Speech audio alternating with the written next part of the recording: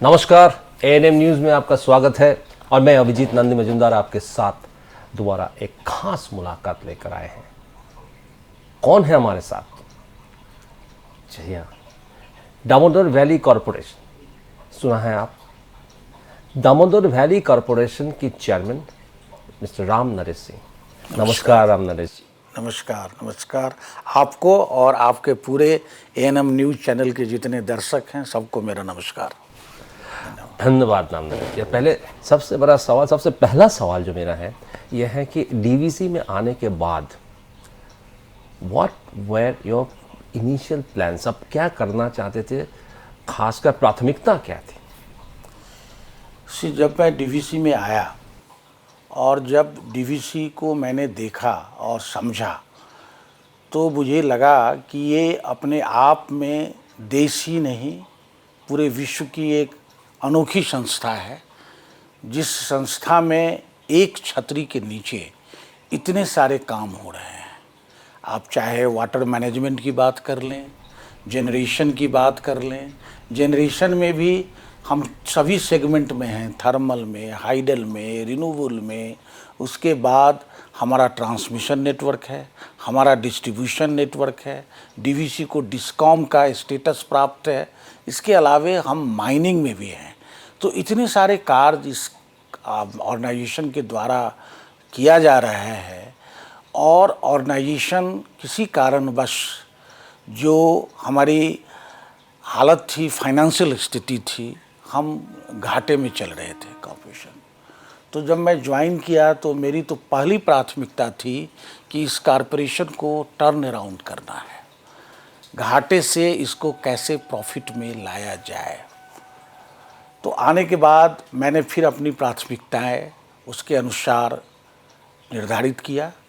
सबसे पहले जो मुझे लगा कि यहाँ हमारे मैन पावर इतने सक्षम अधिकारी और कर्मचारी दामोदर घाटी निगम में हैं, लेकिन कहीं न कहीं एक समन्वय का अभाव मुझे नज़र आया, जिसको कि कोऑर्डिनेशन कहिए, जिसको कि टीम वर्क कहिए, इसका मुझे कहीं ना कहीं अभाव लगा। तो मुझे लगा कि अगर मैं इनके अंदर टीम अच्छे से तैयार करूं, टीम स्पिरिट डेवलप करूं, सिनर्जी लाऊं, तो दे कैन डू मिरेकल। और मैं the day I join DVC I started working on that, how to bring people closer and closer. कुछ जो डिपार्टमेंटलाइज हो गए थे, सेगमेंट टाइप का काम हो रहा था, लोग बटे हुए थे, तो मेरा एक ही था कि उनको कैसे आपस में मिलाना है, जोड़ना है। मतलब कि आप कह रहे हैं कि तालमेल और उनको सबको मिलके कि हम सब में हम जो शक्ति है, अगर हम एक साथ मिल जाते हैं तो हम कोई भी चैलेंज जो है उसको हम पार कर सकते हैं, उसको हम पूरा कर सकते हैं। और हमने यही काम लोगों के अंदर और लोगों को साथ, और मैंने क्या किया कि I started interacting with all the people. I started interacting means हम लोगों को बैठा के, लोगों को आपस में बात करके, और कोई भी चीज़ आप थोप नहीं सकते हैं। जो भी मेरे दिमाग में था, मैं लोगों से, I believe in consultation, discussion and consultation and taking everybody together. whatever decision we are taking, I want to bring everybody in that process of taking decision, so that he must feel that yes, I am also a part of the system. तो ये चीज़ अगर आप किसी व्यक्ति के अंदर ला देंगे कि अरे मेरे को भी पूछा जा रहा है, मेरी भी राय अहमियत है और मैं भी इस डिसीजन मेकिंग का एक पार्ट हूँ, तो वो क्या होता है, तब वो आदमी उसकी रिस्पॉन्सिबिलिटी को ओन करना शुरू करता है। तो इस जो तालमेल की, तो एक आप मान रहे हैं कि आपके आने से पहले एक तालमेल की अभाव थी जिसने आपने पूरा किया? हाँ, मतलब क्या था कि थोड़ा सा कमी थी, अभाव कमी थी, अभाव नहीं बोलिए, कमी थी जिससे आपने पूरा किया। तो इससे जुड़े मैं एक चीज पूछना चाहूंगा कि जो पावर जनरेशन था, जो आप ज्वाइन किए, उस टाइम की पावर जनरेशन तो मेन सेक्टर हो गया ना डीवीसी का, तो ये अभी आज की स्थिति में खड़े होकर हम लोग कहाँ खड़े? यस, जब मैं आया तो 2 प्लांट में बहुत ज़्यादा प्रॉब्लम था। हमारा एक प्लांट है, आप जानते हैं, रघुनाथपुर जो पुरुलिया डिस्ट्रिक्ट में आता है। रघुनाथपुर पावर प्लांट में मैं देखा कि काफ़ी कम उत्पादन हो रहा है, उसका पीएलएफ काफ़ी कम चल रहा है। तो जब अंदर गया तो देखा कि वहाँ कोयले की आपूर्ति जिस ढंग से होनी चाहिए, कोयले की आपूर्ति नहीं हो रही है। दूसरा, कुछ उसमें डिज़ाइन का भी इशूज़ है, प्रॉब्लम्स है, जिसका मेंटेनेंस भी प्रॉपर नहीं हुआ है। तो कोयले की आपूर्ति करने के लिए रेलवे लाइन बनाने का काम था। वो कायम रेलवे लाइन बन रहा था, काफ़ी हद तक बन गया था, लेकिन कुछ पोर्शन आरओडब्ल्यू के प्रॉब्लम के चलते रुका हुआ था। तो मैं आने के बाद सबसे पहला काम मैंने किया कि उस लाइन को मैंने सोचा कि जैसे भी हो जल्द से जल्द पूरा करना है, और वो हम लोग कर पाए। बहुत कम दिनों में ही हमने लाइन को बना दिया। तो लाइन बनाने से क्या हुआ कि पहले कोयला केवल ट्रक से आता था, रोड से आता था, जिसके चलते पूरी मात्रा में जो हमारी ज़रूरत थी, आवश्यकता के अनुसार कोयले की पूरी आपूर्ति नहीं हो पा रही थी। रेल लाइन बन जाने से रेक से, ट्रेन से भी आना शुरू हो गया, रेक के थ्रू, तो कोयले की उपलब्धता को हमने बढ़ाया। तो उससे क्या हुआ, हमारा जनरेशन बढ़ा वहाँ पर। दूसरा, जो मेंटेनेंस से रिलेटेड था इश्यूज, उसको भी हम लोगों ने किया। हम लोगों ने ओवरऑलिंग कराया उस प्लांट का, और डिपार्टमेंटल, आपको जान के आश्चर्य होगा कि हमारे ऑफिसर्स, हमारे इंजीनियर्स कितने काबिल हैं कि वो चाइनीज़ यूनिट है, और चाइनीज़ के बिना फिजिकल सपोर्ट के हमारे इंजीनियर्स ने पहली बार कमीशनिंग के पहली बार उस यूनिट का ओवरऑलिंग किया, और उसके अंदर जो जो समस्याएं थी उसको ख़त्म किया, और आज जो है यूनिट 100% पीएलएफ पे चल रहा है। तो ये काम हुआ। दूसरा जो क्या था कि बेजिया हमारा सबसे बड़ा प्लांट है बांकुरा में, वहाँ 2340 मेगावाट है। वहाँ भी स्थिति थी कि सारे यूनिट्स नहीं चल रहे थे, तो वहाँ भी हमने सारे यूनिट्स को चलाया। उनके जो स्पेयर पार्ट से रिलेटेड इश्यूज थे उसको मैंने एड्रेस किया। तो करा के जो समस्या जनरेशन से आ रही थी, और वो हमने दूर किया। और आपको यह जान के खुशी होगी कि जब मैं ज्वाइन किया था 2021 में, तो 21-22 का जो जनरेशन हुआ उससे कहीं ज़्यादा 22-23 में, 21-22 का जनरेशन जो है वो हुआ था हमारा 38 बिलियन यूनिट, और ये 22-23 का जो जनरेशन है 43 बिलियन यूनिट, जो सबसे ज़्यादा, जो आज तक के हिस्ट्री में, डीवीसी के हिस्ट्री में इतना ज़्यादा जनरेशन डीवीसी ने नहीं किया। और करीब करीब अगर आप पीएलएफ के टर्म में देखेंगे तो 75%, उस साल 68-69% था, 75%, 6% हमने पीएलएफ भी बढ़ाया। तो ये जो आप दावा कर रहे हैं कि सबसे ज़्यादा जनरेशन आपने किया है, यही किसी की बात कर रहे हैं कि 43 बिलियन यूनिट आपने किया। तो इससे आपको रेवेन्यू भी बढ़ा। यस। तो क्या हुआ, जब जनरेशन हमने किया और हुआ, तो आपको मैं बताऊं कि जो हमारा इस साल का 22-23 का, अभी तो बड़ा ऑडिट चल रहा है, लेकिन जो प्रोविजनल अनऑडिटेड फिगर है वो करीब करीब हमें लग रहा है 24,000 करोड़ से ज़्यादा का रेवेन्यू हो रहा है, जो उस समय 18,000, 17,000, 18,000, 19,000 करोड़ पे था। तो रेवेन्यू भी हमारा काफ़ी बढ़ा। तो रेवेन्यू बढ़ा। दूसरी चीज़ हुई कि जनरेशन बढ़ा, और कुछ एक्सपेंडिचर पर फ्रंट पर भी हमने काम किया। देखिए, साधारण सा मैथमेटिक्स है। प्रॉफिट का मतलब क्या होता है, आपका लाभ कैसे होगा, आप कितना अर्न कर रहे हैं और कितना खर्चा कर रहे हैं, अर्निंग माइनस योर एक्सपेंडिचर। तो दो फ्रंट पर हम लोगों ने काम किया, अर्निंग्स को बढ़ाने का काम किया और एक्सपेंडिचर को भी घटाने का काम किया। जहाँ जहाँ हम एक्सपेंडिचर को, अनप्लान्ड एक्सपेंडिचर्स थे, जहाँ ज़्यादा खर्चा हो रहा था या किसी कारण से, उस चीज़ों पर भी हम लोगों ने ध्यान दिया। और जैसे बोलते हैं कि बूंद बूंद घड़ा भरता है, तो एक एक बूंद पर हमने ध्यान दिया। मैं एक छोटा सा उदाहरण दूंगा कि यहाँ जब आप पहले आते तो ये ऑफिस हमारा CISF वाज मैंडिंग। जी। मैं आने के बाद आप देखेंगे अब CISF नहीं है, हमारा DGR से जो सिक्योरिटी फोर्सेज है वो लगे हुए हैं।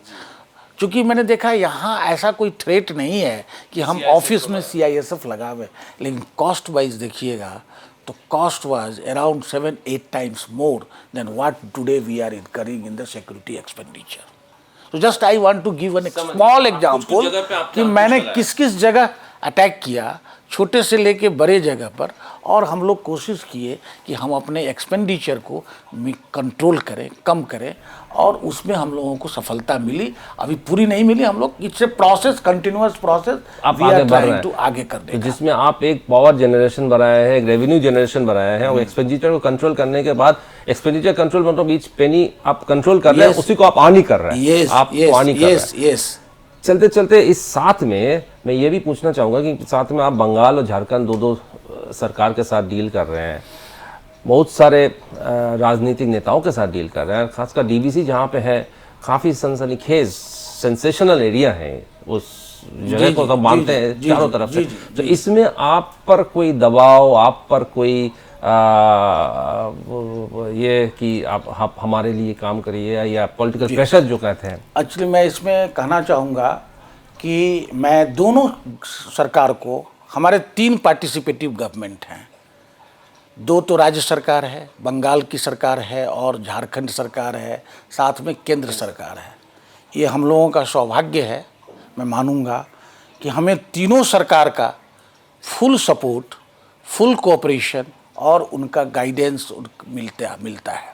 ये तो जब, क्योंकि 3 सरकार अलग अलग है, अलग अलग है, लेकिन फिर भी चाहे बंगाल की सरकार हो, चाहे केंद्र सरकार, तो है ही, हम लोग केंद्र के सरकार के अधीन है, मेरा direct reporting ministry of power के तहत है, और झारखंड की सरकार हो, दोनों सरकार, राज्य सरकार की जब बात करें, दोनों सरकार से हमें पूर्ण सहयोग मिलता है। देखिए, मेरा ये मानना है कि सरकार चलती है, कोई पार्टी आता है, नेता, राजनीति एक अलग विषय है, हम लोग राजनीतिज्ञ नहीं हैं, हम पब्लिक सर्वेंट हैं, हम अपने को पब्लिक का सर्वेंट मानते हैं, हमें जो दायित्व दिया गया है वो पब्लिक की सेवा करना है, तो हम अपने काम को ही करते हैं, हमें कोई पॉलिटिक्स और पार्टी में ना हम लोग रहना चाहिए और ना रहते हैं, ये हमारे इससे अलग का विषय है।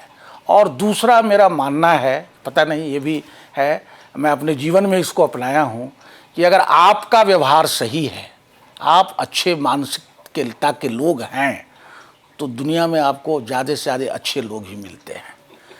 तो मैं यहाँ आपका कहना सही है कि जब मैं ज्वाइन किया था तो वो भी मेरे लिए एक बहुत बड़ा चुनौती था कि झारखंड सरकार के साथ समन्वय स्थापित करना, बंगाल सरकार के साथ समन्वय स्थापित करना, लेकिन मैं इस काम में सफल हुआ हूँ, मैं समझता हूँ इस बात को।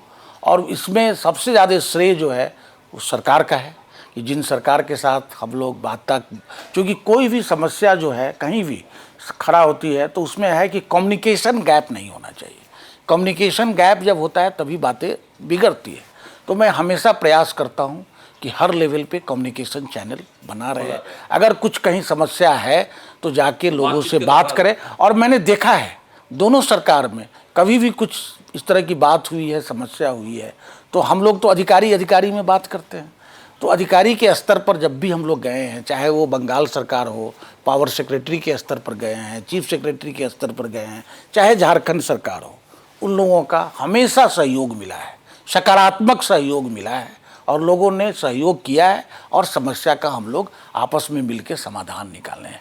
तो मैं आपको इतना ज़रूर कहता हूँ कि आज के डेट में हमारी किसी राज्य सरकार से कहीं कोई हमारा मतभेद नहीं है और कहीं हम लोग पूरा बहुत बढ़िया, बहुत अच्छे ढंग से, अच्छे वातावरण में हम लोग काम कर रहे हैं, मिलजुल के काम कर रहे हैं। क्योंकि हम बंगाल के जनता का भी सेवा कर रहे हैं, झारखंड की जनता का सेवा कर रहे हैं और उसी सेवा करने के लिए हम यहाँ बैठे हुए हैं। तो बंगाल सरकार का जो सबसे बड़ा मुद्दा है कि बीवीसी पानी छोड़ता है और जिससे बाढ़ आ जाते हैं, गांव खत्म हो जाता है। तो इस पर लगातार मुख्यमंत्री ने बातचीत किया, कुछ समाधान निकालने की कोशिश भी कर रहे थे, तो और डीवीसी का भी की तरफ से उंगली उठे थे कभी। इस पर कुछ इस पर मैं ये बताऊंगा कि जो ये दामोदर घाटी का जो पानी का जो मैनेजमेंट होता है, उसके लिए एक रेगुलेटरी बॉडी है, DVRRC बोला जाता है उसको।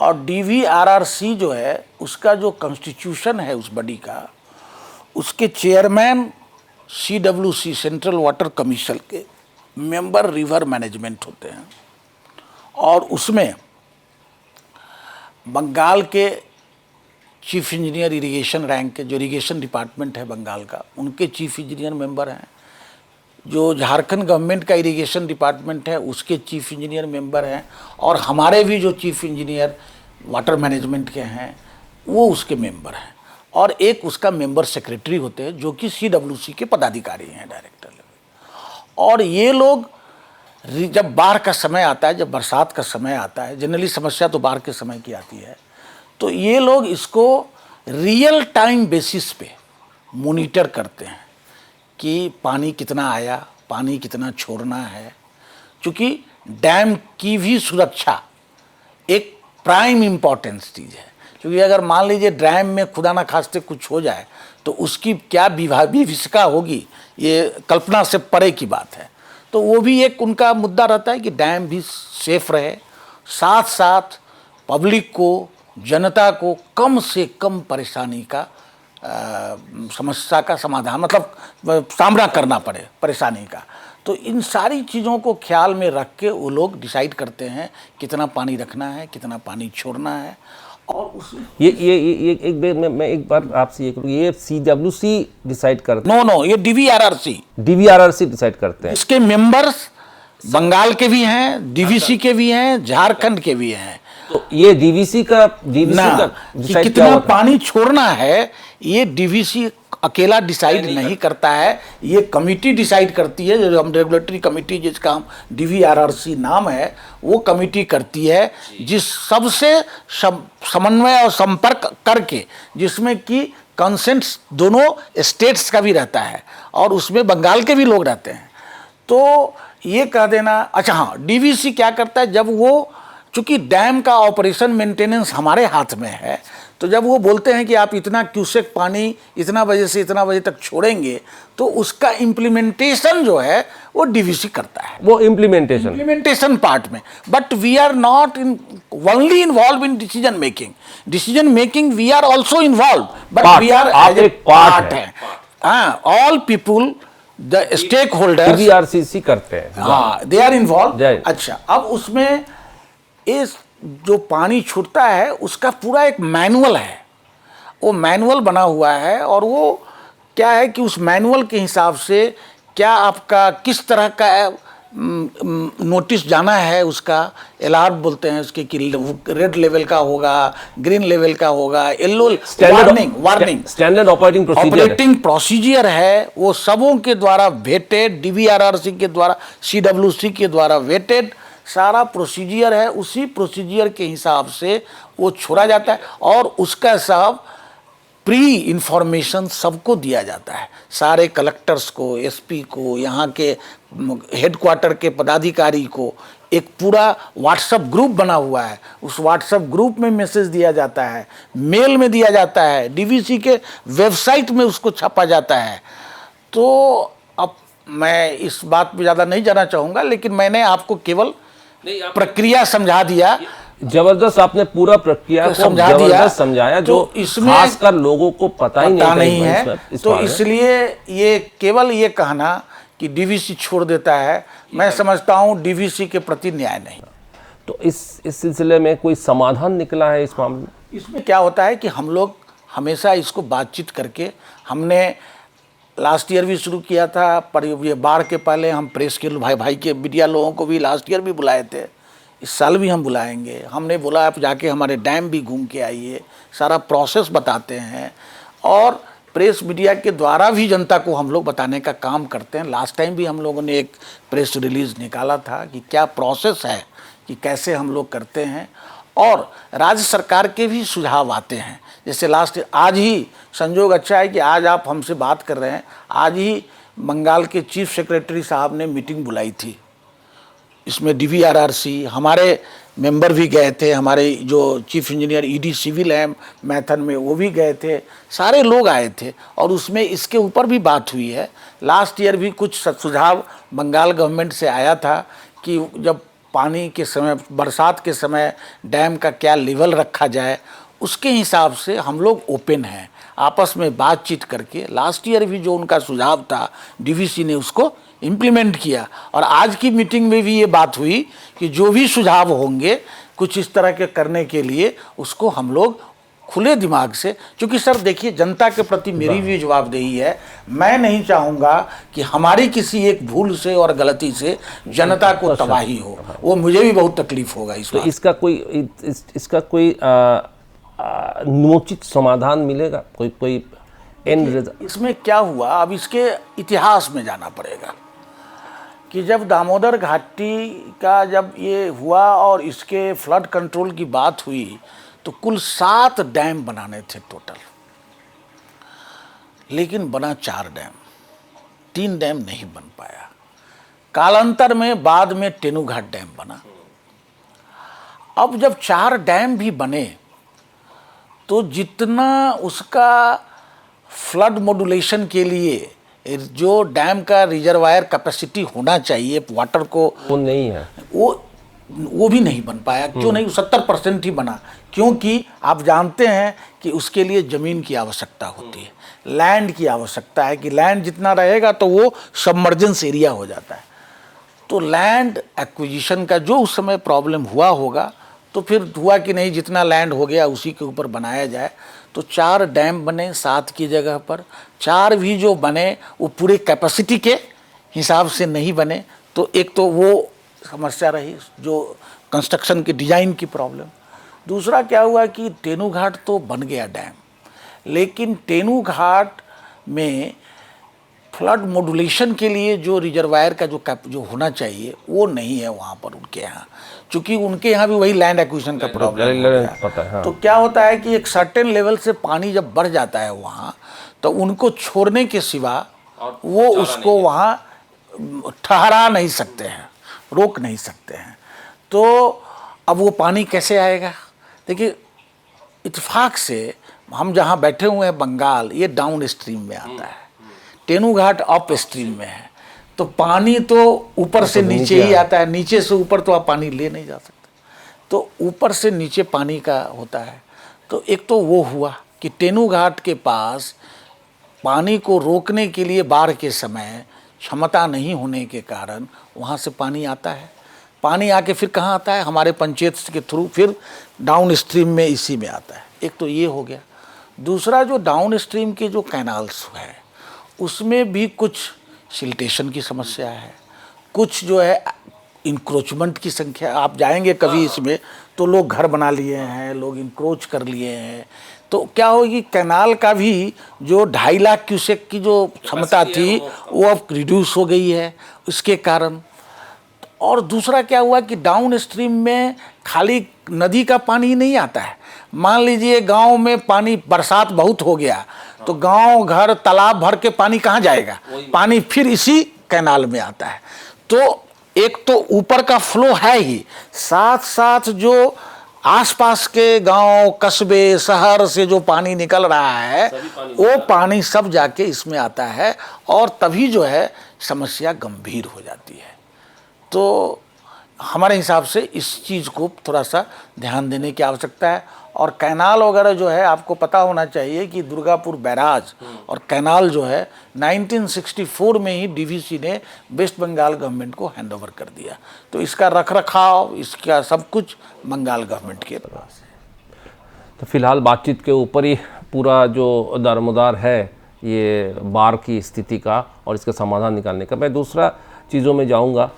ये है कि टूरिज़्म, डीवीसी का एक बहुत बड़ा अंकुश रहा है टूरिज़्म पर, नज़र रहा है टूरिज़्म पर। और माइथॉन जो है ना सिर्फ बंगाल की मगर कि झारखंड और देश के जो इस हिस्से के लोग माइथॉन जाते हैं, पंचर डैम जाते हैं। तो इस विषय में आपका कुछ प्लान्स हैं? आपने बहुत अच्छा विषय उठाया है। हम लोग जब मैंने कहा कि हमने अपने बिजनेस जो हम कर रहे हैं उस पर तो हमने ध्यान दिया ही। हमने एक आने के बाद एक कंसल्टेंट लगाया था जो कि हमारा बिजनेस प्लान 2030-2040 में क्या विज़न क्या होना चाहिए डीवीसी का, तो उन्होंने भी इस तरह के सुझाव दिए हैं कि डीवीसी को टूरिज़्म में भी कहीं ना कहीं जाना चाहिए।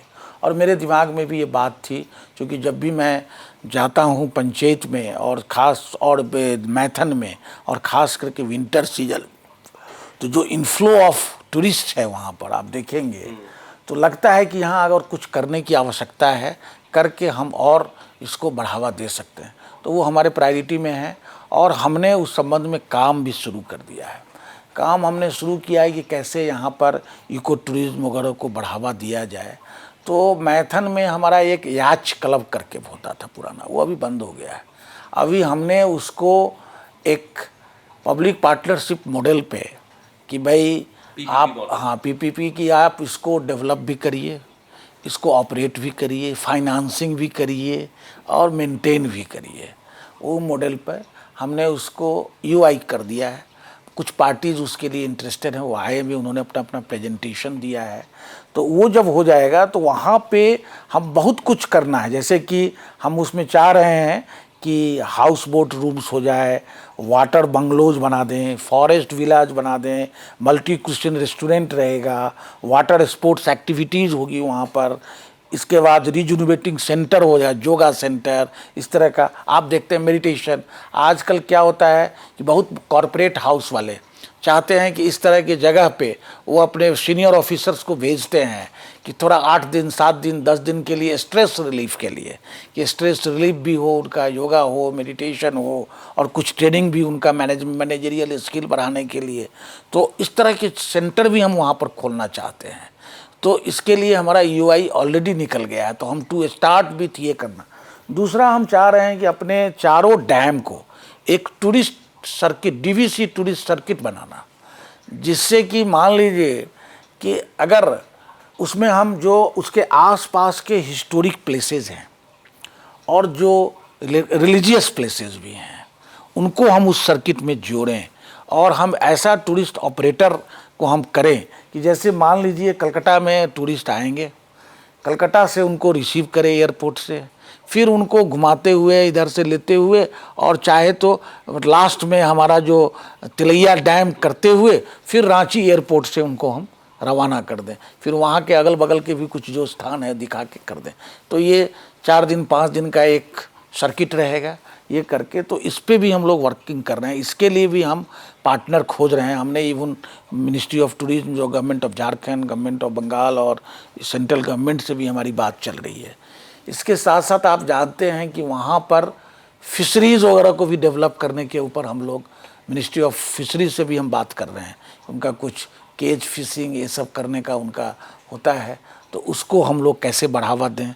तो वहाँ पर जो कोऑपरेटिव्स हैं, कोऑपरेटिव्स को बना के उनके थ्रू अगर हम आज वो फिशरीज जो हो रहा है अगर उसमें को हम और एफिशिएंसी बढ़ाते हैं तो उनकी जो शेयरिंग करें उसमें प्रॉफिट शेयरिंग तो उनका बढ़ेगा, डीवीसी को भी कुछ लाभ होगा। तो इस पे भी हम काम कर रहे हैं, फिशरीज के ऊपर में, ये आपका टूरिज्म के ऊपर में। तो ये सब नया नया एरिया है, जगह का छवि बदलने का कोशिश हम लोग कर रहे हैं, उसमें हम काम कर रहे हैं। ऑलरेडी इस पे जो है हमने यूआई वगैरह निकाल दिया है एंड इस साल तक हम लोग इसको कुछ स्वरूप दे देंगे। तो कब तक आपका उम्मीद है कि ये आप ये टूरिज्म सर्किट चालू कर पाएंगे? हम बता रहे हैं इस साल के अंत तक हमको रूप देने का हम लोग रखा है, अपना टारगेट बस ही रखा है। तो आपने बहुत सा चीज़ विस्तार से हमें बताया, खासकर काफ़ी कुछ कंट्रोवर्शियल चीज़ें जो हमारे जानकारी में नहीं थे। अंत में मैं ये पूछना चाहूँगा कि आगे जाकर डीवीसी का प्लान क्या है? बहुत अच्छा क्वेश्चन आपका है, क्योंकि देखिए कोई भी ऑर्गेनाइजेशन सस्टेनेबल तभी हो सकता है जब उसमें ग्रोथ हो और समय के साथ अपने को परिवर्तित करे। अगर टाइम चेंज हो रहा है, टेक्नोलॉजी चेंज हो रहा है, तो हमको न्यू टेक्नोलॉजी को भी अडॉप्ट करना है, चेंजेस को भी अडॉप्ट करना है। तो हमारा जो फ्यूचर प्लान है उसमें है कि हमको पहला है कैपेसिटी एडिशन करना है। आज हमारी कुल उत्पादन क्षमता करीब करीब 7,000 मेगावाट की है।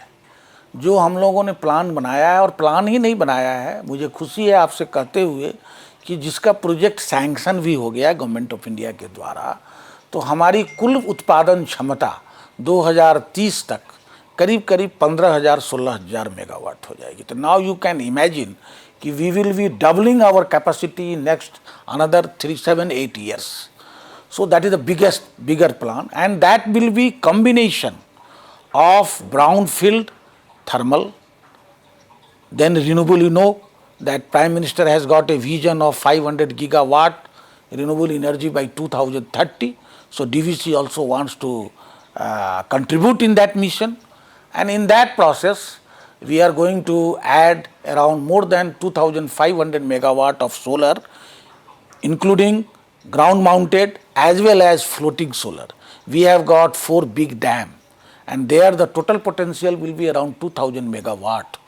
So there also we are working. Already 310 megawatt tender has been floated. So that is another year. Then we are going to have 2 pump storage power plants, one in Lugu Pahar in Bokaro and another in Panchet in West Bengal. Total capacity 2500 megawatt of the pump storage. So brownfield thermal, solar and pump storage. So all together our capacity will be around 15,000 16,000 megawatt. Then with that we have to augment and increase our transmission and distribution network. I was talking to distribution segment. Before that, when I joined, we were supplying power to industries at the voltage level 33 kV. After when I joined, I have started supplying power at 11 kV also. So now many consumers are coming at 11 kV, and we have got a very vast plant 11 kV. Even below that we are going. तो वो हो जाने से हमारे consumer base भी बढ़ रहे हैं, तो हम उसको करेंगे। प्लस इतना जो जनरेशन कैपेसिटी आएगा उसके इवैक्यूएशन के लिए ट्रांसमिशन भी करेंगे। तो वो सारा प्लानिंग में है और सब कुछ हमारा काम चल रहा है। कहीं पे हमारा डीपीआर बन गया, कहीं हमारा टेंडरिंग स्टेज में आ गया, तो we are already on the job, तो वो कर रहे हैं। इसके साथ साथ जो हमने आपको न्यू टेक्नोलॉजीज़ में अभी हम ईवी चार्जिंग में भी हम जा रहे हैं। तो ऑलरेडी हमने एक चार्जिंग स्टेशन बना दिया है मैथन में, 5 चार्जिंग स्टेशंस के ऑर्डर हो गए हैं, 2000 अंडर इम्प्लीमेंटेशन। उसके साथ साथ आप अभी सोचे होंगे कि battery storage, green hydrogen, all these new technologies are coming. We are also going to have our footprint in those new technologies.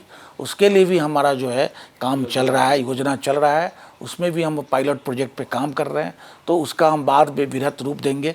तो इन सारी चीज़ों पर apart from what I have told you, the diversification in the field of tourism और fisheries what ever, ये सब मिला के आप एक तस्वीर बना के आगे बढ़ेंगे, जिससे कि ये कंपनी की प्रॉफिटेबिलिटी, कंपनी का सस्टेनेबिलिटी, ये सारा जो है भविष्य में रहे और ऊंचाई तक जाए, लोग इसका अच्छा नाम हो, अच्छा काम करे। और देश के निर्माण में डीवीसी 75 साल से योगदान दे रहा है, खास करके इस क्षेत्र में, तो उसको और भी आने वाले दिनों में ज़्यादा बुलंदी के साथ हम लोग उसको काम करें, जनता की सेवा करें, देश की सेवा करें। और आप जानते हैं कि पावर जो है कितना इम्पॉर्टेंट सब्जेक्ट है, इम्पॉर्टेंट कंपोनेंट है for the growth of the country. बिना पावर का तो कुछ हो ही नहीं सकता है। तो हम लोग भाग्यशाली हैं कि भगवान ने हमको इस काम में लगाया है कि हम इस पावर के द्वारा देश की सेवा कर रहे हैं। तो इसमें पावर की जो टैरिफ है उसको बढ़ने की कोई संभावना? देखिए, पावर टैरिफ जो है हमारे यहाँ सिस्टम है, उसके लिए कमीशन, रेगुलेटरी कमीशन है, रेगुलेटरी कमीशन। तो देखिए, टैरिफ बढ़ता है जब इनपुट कॉस्ट बढ़ जाएगा। मान लीजिए हमारा इनपुट कॉस्ट बढ़ेगा, एम्प्लॉइज कॉस्ट बढ़ेगा, तो लाजमी है कि पावर टैरिफ, इन्फ्लेशन बढ़ेगा तो बढ़ेगा, लेकिन उसी रेंज में बढ़ता है, ऐसा नहीं कि बहुत एब्रप्ट बढ़ता है। आपको उम्मीद है कि सामने आने वाले दिनों में पावर टैरिफ बढ़ने का संभावना है? बहुत ज़्यादा नहीं बढ़ेगा, पैसे में 2, 4, 5, 10 पैसा, इससे ज़्यादा नहीं बढ़ता है पावर टैरिफ। तो जो कि अफोर्डेबल हो, क्योंकि हमारे सरकार का, हम लोगों का भी है कि पावर की 24/7 उपलब्धता विथ अफोर्डेबिलिटी, हमारी जनता उसको खरीद सके, लोग खरीद सके, तो कॉस्ट पे भी हम लोग ध्यान देते हैं। और जब ये रिन्यूएबल का ज़्यादा इंटीग्रेशन होगा तो कॉस्ट घटेगा आने वाले दिनों में। ये आप सबसे बड़ी बात कही है कि 24/7 अवेलेबिलिटी विथ अफोर्डेबिलिटी, या कि जनता के पास जनता खरीद सके और पावर हमेशा मिल सके। यही उद्देश्य है हमारा और हमारे मंत्रालय का और सारे सरकार का, कि इसको ध्यान में रखते हुए हम लोगों को काम करना है। तो सिंह साहब, आपने बहुत सा बड़ी बात कही है, मगर जनता के आश्वासन के लिए कि पावर की टैरिफ बढ़ने की कोई संभावना, कोई गुंजाइश आने वाले दिनों में बहुत ज़्यादा है नहीं। और डीवीसी की मानना यह है कि 24 घंटा आपके घर में इलेक्ट्रिसिटी बने रहे और अफोर्डेबल इलेक्ट्रिसिटी रहे। धन्यवाद सिंह साहब हमारे साथ बातचीत करने के लिए और ये सब शेयर करने के लिए। आप देखते रहिए एएनएम न्यूज़ और आने आने दिनों में ऐसा ही कुछ इम्पॉर्टेंट इंटरव्यू लेके आपके सामने हम लोग फिर खड़े होंगे। नमस्कार। আরও খবরের আপডেট পেতে সাবস্ক্রাইব করুন আমাদের ইউটিউব চ্যানেলটি আর বেল আইকনে ক্লিক করুন নোটিফিকেশনস পেতে।